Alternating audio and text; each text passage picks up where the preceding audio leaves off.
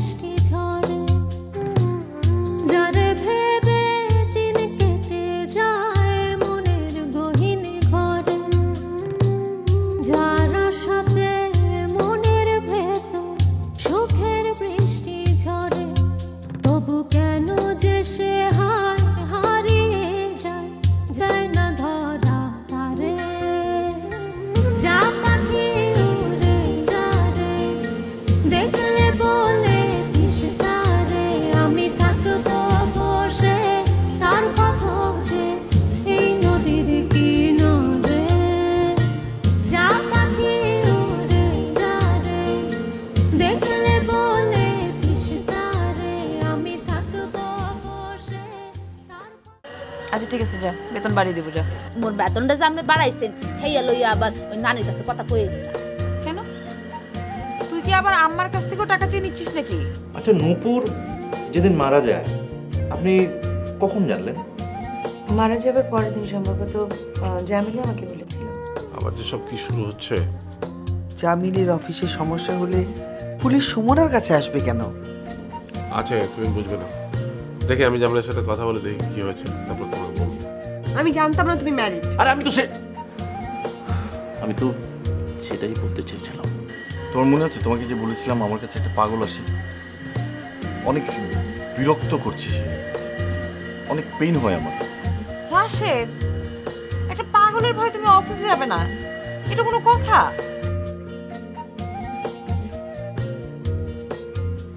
কোথায় না খুঁজছি তোমাকে, কিন্তু কোথাও খুঁজে পাইনি। কত ভুলার চেষ্টা করছি, এক মুহূর্তের জন্য ভুলতে পারিনি। যত ভোলার চেষ্টা করছি তত বেশি মনে পড়ছে রেবেকা তোমার।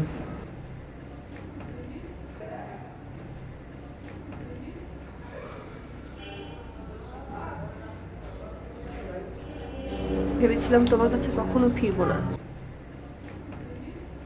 কোনো দিনও আর তোমার মুখ দেখবো না, কোনদিন তোমার সামনে এসেও দাঁড়াবো না। কিন্তু বিশ্বাস করো, আমি এক মুহূর্তের জন্য তোমাকে ভুলতে পারিনি।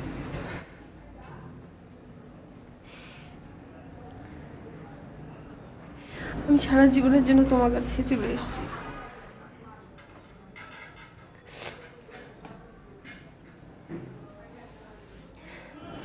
নেবে আমাকে? গেট খোলো মফিজ ভাই। ও তাড়াতাড়ি তাড়াতাড়ি তাড়াতাড়ি। এই চল, তুই এই গেট দিয়ে ঢোকার সময় কি জালাল নানা দেখেছিস?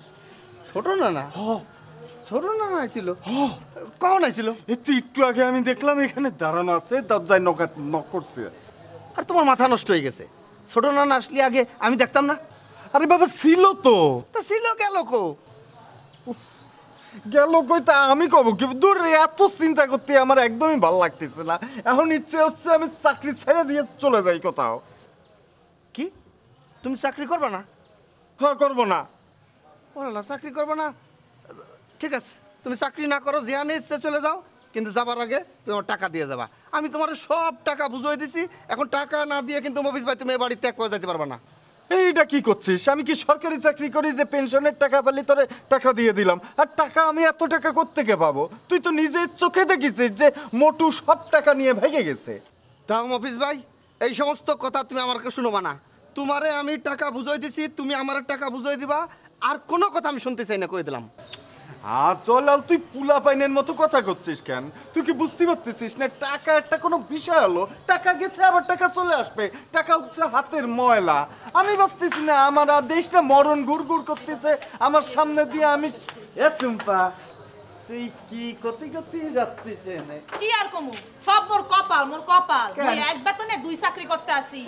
এই সব হইছে গিয়া লাইলি লাগা, নলে কবে বাইরে সারি চলে যেতাম।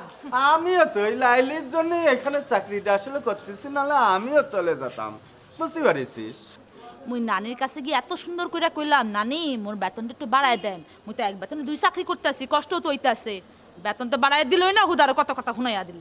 হ্যাঁ, তোর তো বেতন বাড়ানোই উচিত, নাহলে আসলে।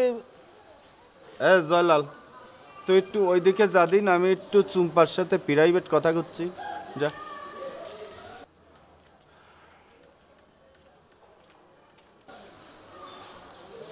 না চুম্পা, হয়েছে কি, তোর লাইলির কাজটা শেষ হয়ে গেলি, তুই আর আমি দুইজনে মিলে এই বাড়ির থেকে ভাইগে যাব, বুঝতে পারিস?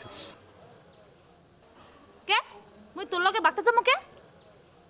না মানে হয়েছে কি, যে ধর আমরা এখান থেকে ভাইগে গেলাম, বুঝছিস? ভাইগে যাওয়ার পরে তুই আর আমি দুইজনে মিলে তুই আমি তুই কি দুজনে মিলে কি? হ্যাঁ কবি তো কি মানে তুই আর আমি মিলে আইতে আসি নানি, ওই মই একটু দোতলার কামড়ে সাইডে আসি। যা, বুড়ি ডাকতিছে। দেখছস এই কাম করতে না করতে শেষ কথা আবার ডাক পড়ছে। হেললে কি কইছি মোরে বেতনটা বাড়ায় দেন, দিব না। মোর কপালে দোষ। আমি বুঝতে পেরেছি বাবা, তুমি আমাকে কেন ডেকেছো। তুমি এটা নিয়ে একদম টেনশন করো না, সব কিছু ঠিক হয়ে যাবে। তুই আমাকে সব কিছু খুলে বলছিস না কেন? পরিষ্কার করে বল পুরো ঘটনাটা কি। নতুন করে বলার তো কিছু নেই বাবা, আমি তো কোনো অন্যায় করিনি। তাছাড়া পুরো ঘটনাটাই তো আমি তোমাকে বলেছি। আসলে ব্যাপারটা এত জটিল হয়ে গিয়েছিল না, মানে আমার কি করা উচিত সেটাই আমি বুঝতে পারছিলাম না। তোকে আর বুঝতে হবে না, আমি থানায় গিয়ে পুলিশের সাথে কথা বলে আসবো। না না বাবা, তোমাকে থানায় যেতে হবে না, তদন্ত চলছে তো, তাই ইনফরমেশন কালেক্ট করার জন্য বোধহয় ওরা আমার সঙ্গে যোগাযোগ করেছে। তো এই ইনফরমেশনের জন্য তোকে চার্জ করছে, আবার বাসায় এসে বৌমাকে চার্জ করছে কেন? তো ওই মেয়ে সুইসাইড করেছে, তার জন্য বৌমাকে কেন চার্জ করবে? বৌমাকে তার বন্ধুকে চিনতো না, সুমনার সাথে নূপুরের কোনো সম্পর্ক ছিল না, মানে আমার বন্ধু হিসেবেই সুমনা ওকে চিনতো। আর পুলিশ কেন সুমনার কাছে এসেছে সেটাও আমার কাছে ক্লিয়ার না। কি হচ্ছে আমাকে একটু জানাস বাবা। অত বয়স হচ্ছে, সারাদিন তোদের নিয়ে আমি চিন্তা করি, তোদের কোনো বিপদ দেখলেই আমার ভয় লাগে। বাবা তুমি ভয় পেও না, আমি কোনোভাবে জড়িত না, সুতরাং ভয়ের কিছু নেই। তুমি দুশ্চিন্তা করবে সেই কারণে আমি তোমাকে বলেছিলাম যে সব কিছু ঠিক হয়ে গেছে, ইনফ্যাক্ট ঠিক হয়ে যাবে। সেদিন জানিস আমি বসে বসে ভাবছিলাম যে জীবনে এমন কোনো পাপকে আমি করেছি যার জন্য তোদের উপর একটার পর একটা বিপদ আসছে। এবং আমি বিশ্বাস কর, আমি এমন কোনো পাপ খুঁজে পাইনি যার জন্য তোদের উপরে এই বিপদ আসছে। বাবা তুমি অনেক ভালো একজন মানুষ, এইসব ছোটোখাটো ঘটনা মানুষের জীবনে ঘটবেই।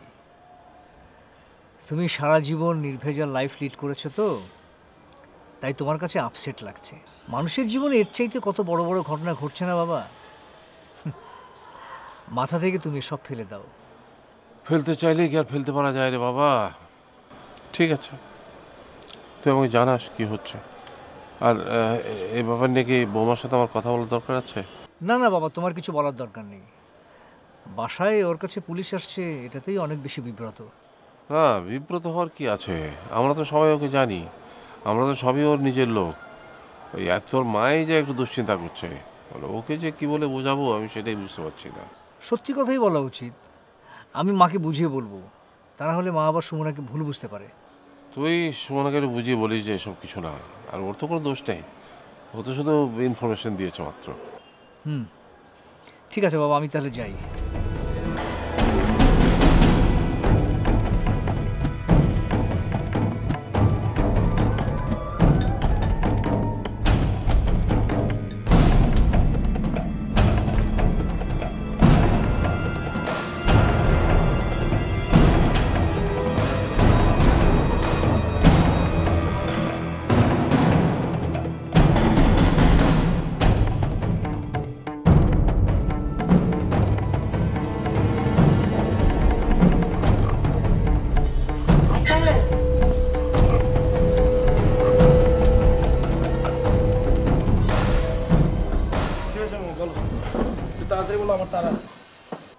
তোর এত তাড়া কিসের রে?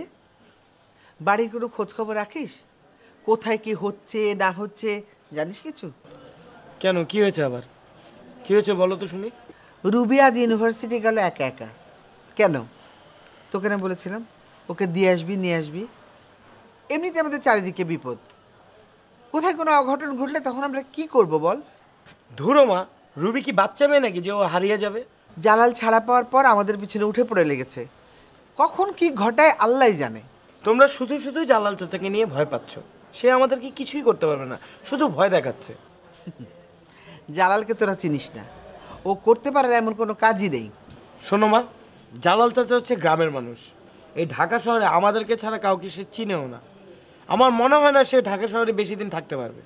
ওর যদি ঢাকায় কেউ নাই থাকতো তাহলে জেল থেকে এত তাড়াতাড়ি ছাড়া পেল কি করে? ঢাকায় ওর অনেক ক্ষমতা। আমার মনে হয় নিশ্চয়ই কোনো সন্ত্রাসী দলের সঙ্গে জড়িত, অনেক বাজে লোক। মা, জালাল চাচা হচ্ছে বাবার ছোট ভাই।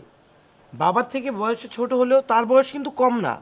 তার মতো এরকম বয়সের একটা লোককে নিয়ে এরকম উল্টাপাল্টা চিন্তা ভাবনা করার কোনো মানেই হয় না।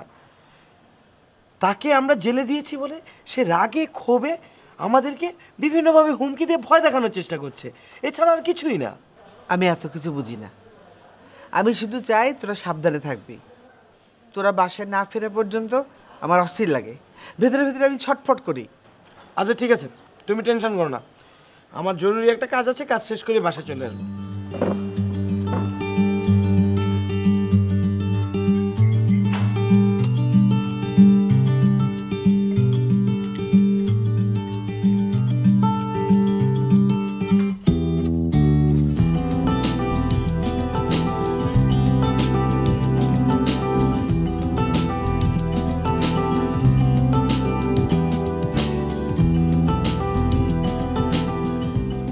নানি, ছোট মামা সারাদিন বাড়ি টো টো করে বেড়ায়। কোন সময় কি হয় কোনো ডর ভয় নাই তার। আপনি কত করে বুঝাইলেন, শুনলাম না, চলে গেল। আপনি ভালো করে টাইট দেন ছোট মামা, নাহলে বিপদ কোন সময় আসে তা তো কোয়া যায় না। তুই এখানে এসেছিস কেন? তোকে আমি ডেকেছি, যা নিজের কাজ কর।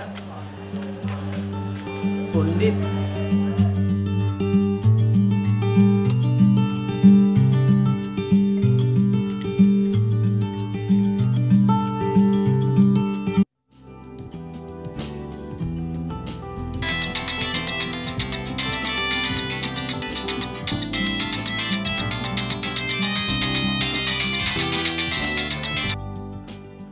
হ্যালো বৌমা, বাড়িতে এত অঘটন করতেছে, তারপরে ওই বাড়িতে আছো? কিছু একটা ঘইটে গেলে পরে তো কান্দনের সময় পেবে না। কিছু একটা হয়ে গেলে মানে কি হয়ে যাবে? ও কি ঘটবে সেইটার দেখানোর অপেক্ষা আছো? ভালো, দেখো কি ঘটে। হ্যালো হ্যালো হ্যালো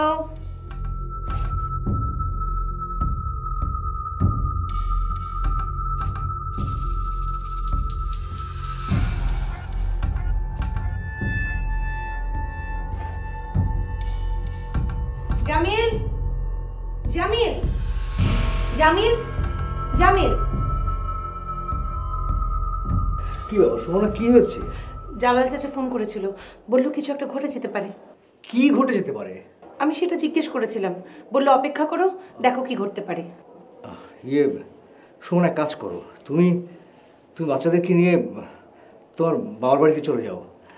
জালাল চাচা খুব ভয়ঙ্কর মানুষ, মানে যে কোনো কিছু করে ফেলতে পারে, তার বিশ্বাস নেই। জামিল, আমার ভীষণ ভয় করছে, আমি তোমাকে এখানে একলা রেখে যাব না, তুমি চলো আমাদের সাথে। না সুমনা, সেটা হয় না। আমি বাবা মাকে ছেড়ে কোথাও যেয়ে থাকতে পারি না। তোমাকে একা রেখে বা আমি কি করে যাব? আমি কি ভালো থাকতে পারবো? তোমাকে একলা রেখে তুমি এখানে একা একা থাকবে না। এছাড়া তোর কিছু করার নেই। বাচ্চাদেরকে এখানে রাখতে আমি ভয় পাচ্ছি, আবার আমার পক্ষে ওখানে যেয়ে থাকা সম্ভব না। এছাড়া তো কোনো উপায় নেই। আচ্ছা তুমি যাও না, আমি দেখি কি করা যায়। ঠিক আছে, বুঝতে পারছি, তবুও দেখো না, বাবা মাকে বুঝিয়ে যদি বাবা মা সহই যাওয়া যায় তাহলে। বাবা মা অন্য কোথাও যাবেন না, তাদেরকে শুধু শুধু বুঝিয়ে কোনো লাভ নেই। ঠিক আছে, দেখো কি করা যায়। আর তো দেখা দেখির কিছু নেই, আমি যেটা বলেছি তোমাকে সেটা করতে হবে, তা না হলে ছেলে মেয়েগুলো একটা অনিশ্চয়তার মধ্যে থাকবে, তুমি বুঝতে পারছো না। তোমাকে রেখে বা যাওয়া আমার কেমন যেন লাগছে, তুমি বুঝতে পারছো না। তুমি কি সারা জীবনের জন্য যাচ্ছ? বাবারে বাচ্চা দুটোকে নিয়ে কয়েকটা দিন একটু সেফ থাকতে হবে, বুঝতে পারছো না ব্যাপারটা? তোমার সেফটি কোনো ম্যাটার না।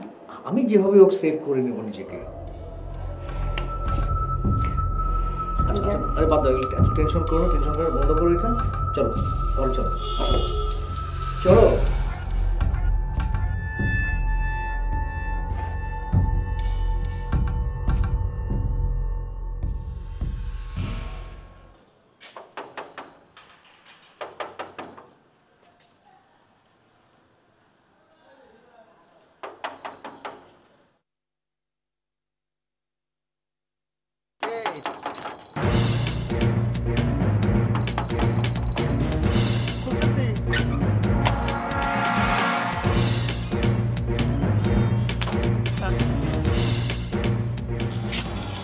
মিস্টার শাহেদের রুম কোনটা? কে স্যার? শাহেদ শাহেদ। ছোট মামা আসেন স্যার।